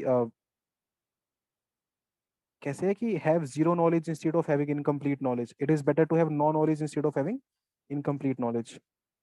the above age old idiom highlights the lack of complete knowledge and its disastrous consequences। वही डिजास्टर कॉन्सिक्वेंसेज, यही इसी की बात कर रहे हैं। Without knowing the wisdom of knowing how, where and when to utilise it.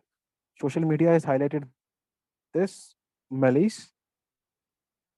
Okay, pella can lead to half baked opinions. Example: partial knowledge of farm bills, incomplete picture of agrarian scenario. Partial knowledge of farm bills, incomplete picture of agrarian scenario. किसकी तरफ से रख रहे हैं ये? Okay. Can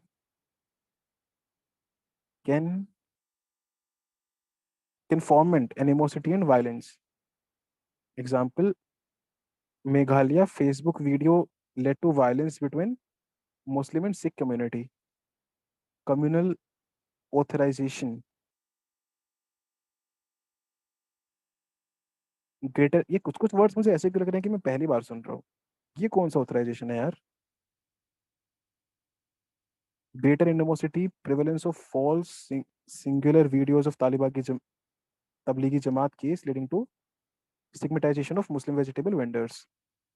uniformed water base, ये डर नहीं रही भाई, है ना, चीजें लिखने से डर नहीं रही है, ये बात तो है. जहां जो लगा है लिखा है. Facebook video led to violence between Muslims and Sikh community. Tablighi Jamaat into stigmatization of Muslim vegetable vendors. Uninformed voter base heightened tensions due to false and incomplete propaganda. अच्छा, एक चीज है यार जो इनकी कॉपी में देखने को मिल रही है ना, कि जैसे जब भी हम पॉइंट्स देने लगते हैं, आर्ग्यूमेंट्स देने लगते हैं ना, तो हम बहुत जेनेरिक हो जाते हैं. इनके क्या है कि बहुत ही स्पेसिफिक है, एकदम रियल लाइफ से उठा उठा के. जैसे मैं ऐसे में बात करता हूँ ना, कि मान लो आप कोई एग्जाम्पल आपको याद आ गया, अब उसके ऊपर आप एक आर्ग्यूमेंट सोचो क्या बनाओगे. तो वैसी वाली चीज है कि ठीक है, एक चीज याद आ गई कि हाँ, ये stigmatisation of Muslim vegetable vendors, ये एक एग्जाम्पल मुझे देना है, ये चीज याद आ गई. अब यहाँ से क्या बनेगा, ठीक है, एक आर्ग्यूमेंट बनेगा जो दिया जाएगा. है भाई, मतलब 6-7 मिनट में लिखना आसान नहीं है ऐसा आंसर. नाइस. बहुत रिवीजन चाहिए होगा. इन compassion ignorance can prove to be slightly better. It will avoid feelings of hatred, incorrect information, and violent conflict. Example, Northeast Delhi riots. Comparison, sorry. अरे यार. In comparison, okay. Ignorance can prove to be slightly better. It will avoid feelings of hatred, incorrect information, and violent conflict. Even better, step by government to educate the people. Curb infodemic through repetitive counter messaging. Taking down fake news. Mumbai police during COVID, Twitter flagging content. Plato's ideas of knowledge is the first virtue should be expanded to social media. देखते हैं एक बार answer है ना, दोबारा देखते हैं. पहले coat दी, फिर एक्सप्लेनेशन दिया, फिर सोशल मीडिया की चीज़ें किस तरीके से हाईलाइट हैं. तो पहला हाफ बेक्ड ओपिनियन, फार्मलोज, एनिमोसिटी बढ़ा देगा मेघालय, मुस्लिम सिख कम्युनिटी के बीच में कम्युनल ऑथराइजेशन कर देगा तबलीगी जमात. अनइन्फॉर्म्ड वोटर्स जो हैं वो ऐसे फॉल्स और इनकम्प्लीट प्रोपेगेंडा में फंसते हैं, टेंशन्स बढ़ती हैं. 4 एग्जाम्पल सोशल मीडिया के, उससे 4, मतलब 4 sides, 4 arguments, 4 examples. Social media किस तरीके से जब इनकम्प्लीट या फिर फॉल्स इन्फॉर्मेशन दे रहा है तो क्या हो रहा है. फिर साथ साथ में सेकंड वाला जो पार्ट है ना, यहाँ तो यही है. अगर ये सी, अगर यही यही है ना, यही कुछ चीजें हैं जो ध्यान देने की है. अगर इस तरीके से लिखा होता, beware of false knowledge because it is dangerous. अगर इतना लिखा होता, beware of false knowledge because it is dangerous, तो यहाँ ठीक है, इनफ था. But the quote is beware of false knowledge, it is more dangerous than ignorance. कि ठीक है, इग्नोरेंस से ज्यादा खतरनाक फॉल्स नॉलेज है. तो ये वाला दिखा दिया. अब ये वाला भी दिखाना जरूरी है कि इग्नोरेंस उतना खतरनाक क्यों नहीं है. वो यहाँ पे दिखाया इन्होंने. कंपैरिजन में ignorance can prove to be slightly better. It will avoid feelings of hatred, incorrect information and violent conflict. ये चीजें नहीं होगी अगर आप इग्नोरेंट रहेंगे. तो ये है कोर्ट का सेकंड पार्ट. भले ही छोटे से में एड्रेस किया है, लेकिन addressing it is very important. और फिर इसका सॉल्यूशन भी आखिर में. Here, even better, step by government to educate the people, curb infodemic through repetitive counter messaging, tackling down fake news. उसके अगेन 2 एग्जाम्पल्स, और फिर लास्ट में प्लेटो.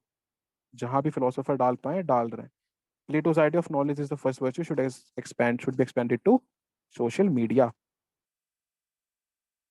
नॉलेज इज द, क्या क्या इंटीग्रेट कर रहे हैं. Knowledge is the first virtue को यहाँ पे ले आए. नाइस. सही सही सही. नहीं तो इग्नोरेंस देख के सबसे पहले वही कोट याद आती है ना, सोक्रेटिस की इग्नोरेंस वाली, वही सब चीजें याद आती हैं. But nice. Knowledge is the first virtue. It should be placed upon social media as well. बढ़िया यार, बढ़िया. Okay, what does each of the following quotation mean to you. अभी प्रॉपर कोट बेस्ड क्वेश्चंस आ गए हैं. जिनको issue है थोड़ा ध्यान से सुनो इनको.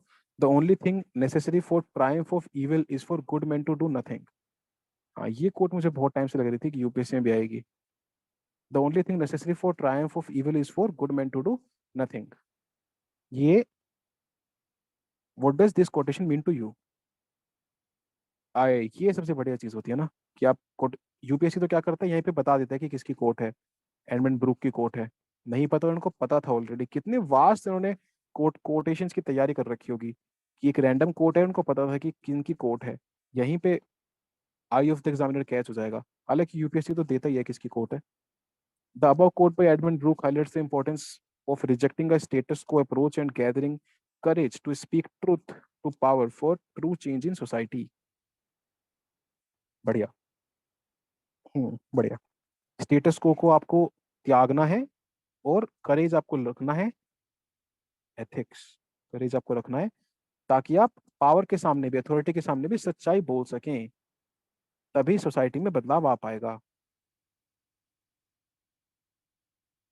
इसको आप थोड़ा सा अपोजिट करके भी लिख सकते थे कि ये वाली जो कोटेशन है ये बताती है कि अगर अच्छे लोग चुप रहेंगे, अथॉरिटी के सामने, पावर के सामने नहीं बोलेंगे, तो सोसाइटी में जो चीजें हैं वो स्टेटस को की चलती रहेंगी, और जो रिफॉर्म्स, जो चेंजेस आने हैं वो नहीं आएंगे। ऐसे भी बताया जा सकता था। Okay, triumph of evil needs to be challenge to highlight the evil of the doers. Example, freedom struggle, Dadabhai Naoroji, poverty and एनबिटी sure highlight the drain of wealth to educate people. सही है बिल्कुल। Merely blaming others, not the solution. Self-reliance, Gandhi ji, be the change you want to see. Example, right against climate change, need to make changes our own lifestyle. Green energy.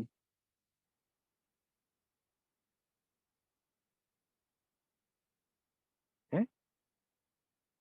The only thing necessary for triumph of evil is for good men to do nothing.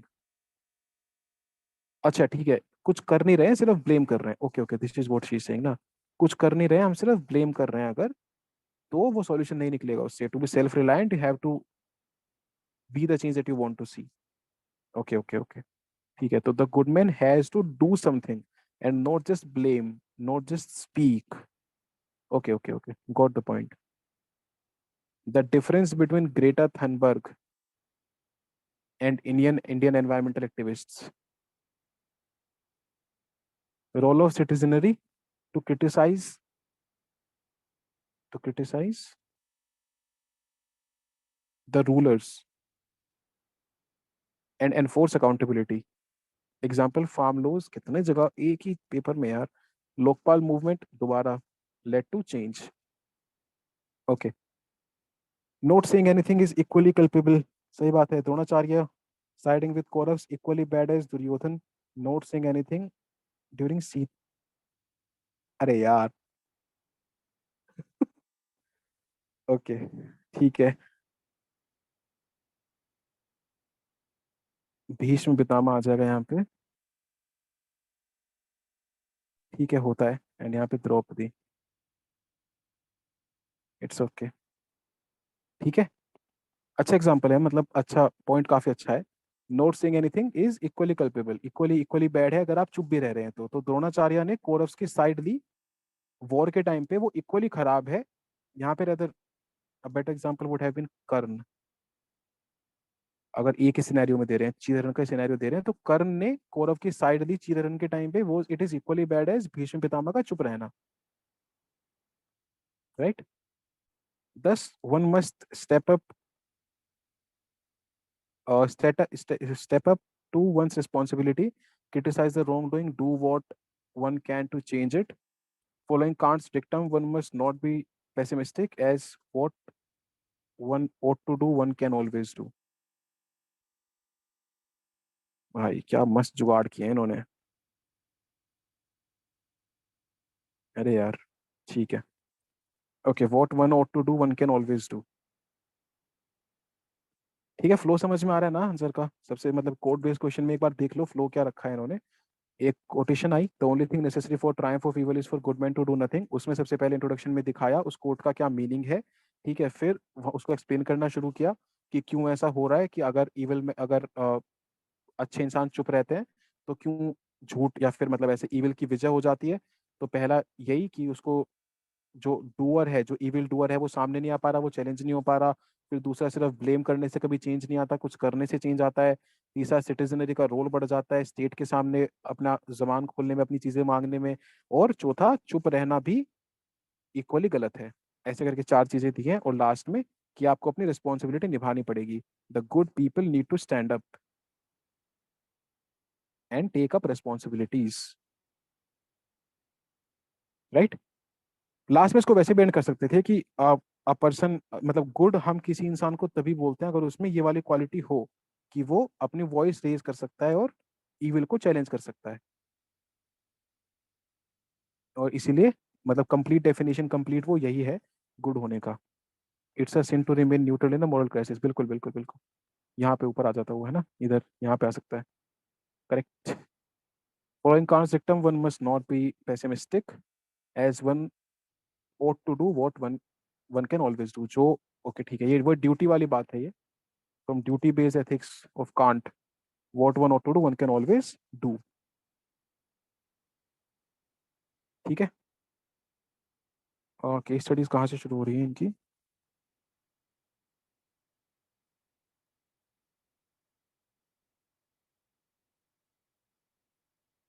बस यहाँ से हो जाएंगी ना। Page 29, अभी हम कहाँ हैं? पेज 21। थोड़ा सा देखना है अभी कि इनफ है आज के लिए। थ्योरी वाला पोर्शन इसका पूरा करना है कॉपी का, या इनफ है आज के लिए?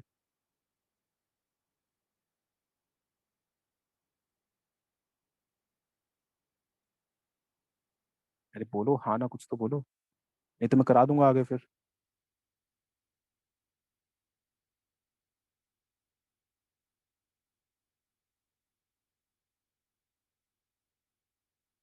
चलो ठीक है, थोड़ा सा कर लेते हैं।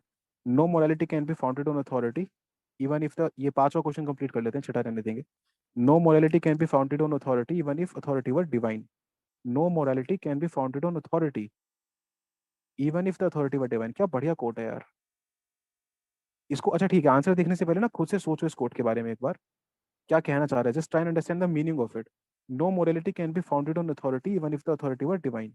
पूछता हूँ मैं ना, फिर किसी से माइक ऑन करवा के पूछूंगा। Just think about this quote एक बार, सोचिए इसके बारे में क्या कह रहा है।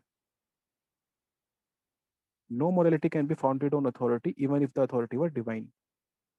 Think about it. क्या बढ़िया कोट है यार, सुपर्ब।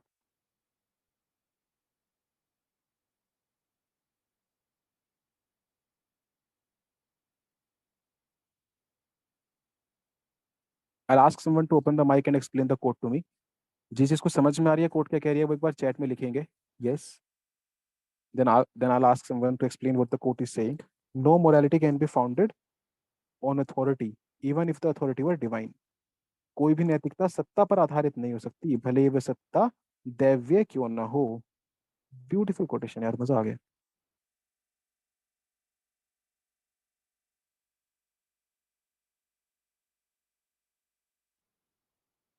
सोचिए फटाफट एक बार। कोई भी नैतिकता सत्ता पर आधारित नहीं हो सकती, भले ही वह सत्ता दैवीय क्यों ना हो।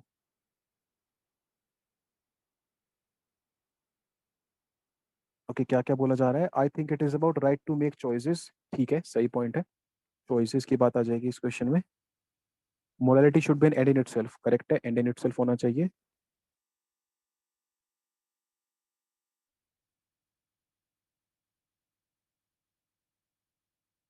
ठीक है, क्लियर है सबको what this quote means, what this quote is saying? USA का अबॉर्शन लॉ याद आ रहा है। Okay. If you are dictated by authority और any third person, morality should be from with in the person, it's obedience otherwise. Okay.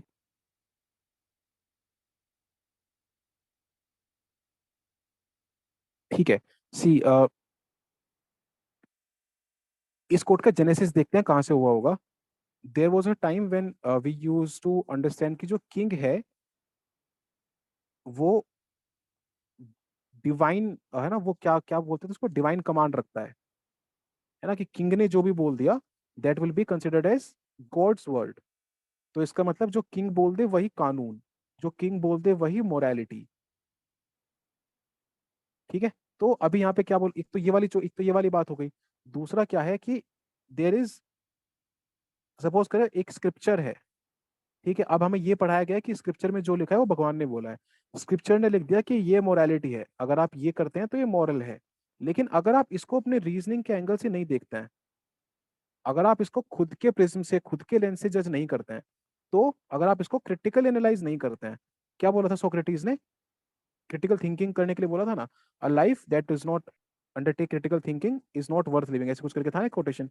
तो अगर इस morality वाली बात को कि हाँ आप ऐसे कर लो, अगर आप उसको सीख नहीं कर सकते, क्वेश्चन नहीं कर सकते, तो उसका मोरालिटी का कोई मतलब नहीं है, even if it is coming from divine authority. Morality means nothing, nothing at all. तो जैसे एक एक वो दिया जाता है कि भले ही आप एक सोने के पिंजरे में क्यों ना रह रहे हो, है ना, कि बाहर जंगल में धूप धूप और धूल में उड़ता हुआ पंछी इज बेटर देन सोने में रहने वाला पंछी, सोने के पिंजरे में रहने वाला पंछी। क्यों? क्योंकि इसके पास इसकी फ्रीडम है, इसके पास इसकी लिबर्टी है, और इसको सारा सब कुछ मिल रहा है ना, अच्छा खाना, अच्छा पीना, सब कुछ मिल रहा है, एसी में रह रहा है, लेकिन फ्रीडम नहीं है। ये सेम चीज है कि ठीक है, भले ही आप ऐसे डिवाइन अथॉरिटी के कमांड के अंडर काम कर रहे हैं, सब कुछ कर रहे हैं, लेकिन जब तक आप अपने खुद के एक्शंस खुद नहीं ले सकते, अथॉरिटी है ना, अथॉरिटी का आ जाना ही मोरालिटी का कहीं ना कहीं हनन करता है। मोरालिटी इंसान की खुद में बेस्ड होती है, किसी अथॉरिटी पे बेस्ड नहीं हो सकती। अथॉरिटी पे बेस्ड होता है क्या? इंस्ट्रक्शंस, गाइडलाइंस, मोरालिटी नहीं। And this is what the court is saying. ठीक है, देखते हैं इसको किस तरीके से वो किया है। What is the following quotation mean to you? The role of authority in any society is to enforce societal regulations and laws guiding human behavior. The fundamental driving force is fear, fear of ostracization, punishment, and the punitive power of law or custom. Khap panchayats against intercaste marriage. However, morality, an internal locus of control, exactly, है ना, कहीं से भी बाहर से morality नहीं enforce की जा सकती। An internal locus of control cannot truly be based on authority, an external locus। यही पॉइंट है, बिल्कुल जो ऋषभ भाई भी बोल रहे थे ना, कि क्या चॉइसेस की बात है ना। आपको कोई ये नहीं, आपको कोई अगर ये बता रहा है कि ये करना सही है और सिर्फ आप वो कर दे रहे हैं, तो उसमें आपकी कोई मोरालिटी नहीं है। हाँ, एथिक्स हो सकता है, वो एथिकल बिहेवियर हो सकता है, बट मोरालिटी नहीं है वो। The locus of morality is completely internal. तो जहां पे अथॉरिटी का नाम आ गया, वहां पे तो मोरालिटी का कोई मतलब नहीं बचता है फिर ज्यादा scope. Based on conscience and inner feeling of right or wrong, injunction for female injunction for female for feticide through sanctioned in Haryana, though sanctioned in Haryana, it is not moral. Injunction for female feticide, though sanctioned in Haryana, it is not moral. Authority से आ रहा है लेकिन moral नहीं है। The conflict between law and morality can also be highlighted here. Universal basis, the idea of human right exists irrespective of authority. Right to equality of Dalits as a moralistic idea. Morality अगर breach होती है तो guilt होता है, authority अगर breach होती है तो पनिशमेंट होता है। तो अथॉरिटी को आप ओबीडियंस दिखाते हैं, punishment can exist in the absence of guilt also. बिल्कुल सही बात है। Yep, yet at times authority can be formative aspect of moral creation. This is the counter example. This is the counter side of it. कि हाँ, लेकिन कहीं कहीं authority भी मॉरल क्रिएशन कराती है। Respect for elders, idea of mutual respect and tolerance, toleration, gurdwara communal living, idea of cooperation and love. Divine command theory postulates God as authority for moral law. However, even one's idea and relationship of God is personal and reflective of an individual morality. The divine command theory postulates God as authority for moral law. However, even one's idea and relationship of God is personal and reflective of an individual morality. Okay.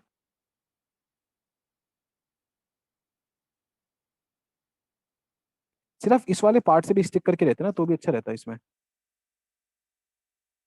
Because ultimately वही है ना, authority से जो भी चीज आई वो instead of moral it is, क्योंकि अपने बोल दिया ना ऑलरेडी इंटरनल लोकस है। बट चलो ठीक है, काउंटर पॉइंट साइड दिखाना कुछ गलत नहीं है, लेकिन मैं होता तो मैं इस पे स्टिक कर जाता। No morality can be founded on authority even if the authority were divine, ऐसे बोल सकता था मैं इसको कि मोरालिटी का कैटलिस्ट होती है ना, या फिर फैसिलिटेटर होती है अथॉरिटी। या फिर ऐसे में बोल सकता था कि इमोरलिटी को रोकती है अथॉरिटी। ये एक पॉइंट इस तरीके से आ सकता है इसमें कि अथॉरिटी का ये होता है कि वो इमोरल होने से रोकती है। या फिर मोरालिटी का कैटलिस्ट होती है, फैसिलिटेटर होती है, लेकिन मोरालिटी का बेसिस नहीं हो सकती है। Morality can not be founded on authority. Okay, clear है सबको? आई होप ये वाली चीज समझ में आ रही है कि how how did she address the code based question, है ना पहले, और इसको एक्सप्लेन किया जितना भी किया जा सकता था कि हाँ ऐसे कहाँ से है ना अथॉरिटी का क्या रोल है, उसका क्या मीनिंग है, लेकिन मोरालिटी जो है वो अथॉरिटी से नहीं आ सकती। दिस इज यहाँ तक क्या क्या कोर्ट को एक्सप्लेन किया है। ओके, हाफ पेज में लगभग जितना भी बैठे गए, और फिर आगे बताया कि क्यों ऐसा क्यों है, उसके आर्ग्यूमेंट्स है ना, क्यों मोरालिटी अथॉरिटी पे बेस्ड नहीं हो सकती, क्योंकि ये कॉन्शियस पे बेस्ड है, क्योंकि इसका एक यूनिवर्सल बेसिस है, क्योंकि इसको ब्रीच करने से गिल्ट होता है जबकि अथॉरिटी को ब्रीच करने से पनिशमेंट मिलती है। ऐसे करके 3 आर्ग्यूमेंट्स दिए along with examples and everything, और फिर एक काउंटर साइड दिया और लास्ट में कंक्लूजन दिया। This is the entire flow of a court based question. Okay, clear है सबको ये चीज? एक लास्ट क्वेश्चन देख लेते हैं। अच्छा हो गया, ओके चलो ठीक है, गुड गुड गुड। फिफ्थ तक कंप्लीट हो गया, सिक्स्थ क्वेश्चन और केस स्टडीज फिर कल देखते हैं।